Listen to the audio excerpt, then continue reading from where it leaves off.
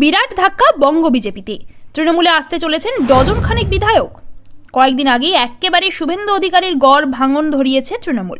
হলদিয়ার বিধায়ক তাপসী মণ্ডল যোগ দিয়েছিলেন ঘাসফুল শিবিরে।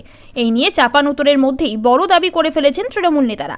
নাটাবাড়ির প্রাক্তন বিধায়ক তথা প্রাক্তন উত্তরবঙ্গ উন্নয়ন মন্ত্রী রবীন্দ্রনাথ ঘোষ সাফ বলেছেন 12 জন বিজেপি বিধায়ক তৃণমূলে আসতে চাইছেন, কথাও চলছে। তার এই দাবি ঘিরেই এখন জোর শোরগোল উত্তরবঙ্গের রাজনৈতিক মহলে।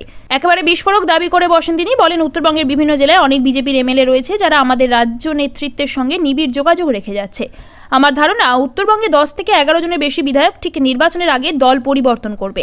কয়েকদিন আগে বিস্ফোরক দাবি করেছিলেন কুণাল ঘোষও। সাফ বলেছিলেন, বিজেপির অন্তত 4 জন সাংসদ তৃণমূলে আসার জন্য তৈরি হয়ে আছেন। এক ঝাঁক বিধায়কও তৈরি রয়েছেন দল বদলাতে। তার এই মন্তব্য ঘিরে তৈরি হয়েছিল বিস্তর চাপানুতর। তবে পাল্টা আক্রমণ করছে বিজেপি। উত্তরে বিজেপি বিধায়ক শঙ্কর ঘোষ তো গোটা জল্পনায় ফুৎকারে উড়িয়ে দিয়েছেন। তার আবার দাবি, তৃণমূল থেকেই তাদের বিধায়করা দল বদল করতে মুখিয়ে রয়েছেন।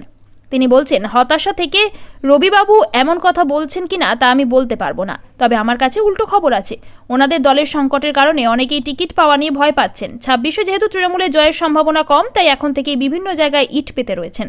যদিও রবীন্দ্রনাথ বলছেন ওই বিধায়করা গত 4 বছরের মধ্যে কোনো কাজ করতে পারেনি, দিল্লি থেকে 100 দিনের টাকা আনতে পারেনি, কেন্দ্রীয় সরকারের কাছ থেকে আলাদা কোনো ফান্ড আনতে পারেনি, মানুষের কাছে যেতে পারেনি, কারণ তারা উন্নয়ন কিছুই করতে পারেনি। ওরা যদি এরপরেও রাজনীতি করতে চায়, বিধায়ক হতে চায়, তাহলে তাদের দলটা পরিবর্তন করতেই হবে।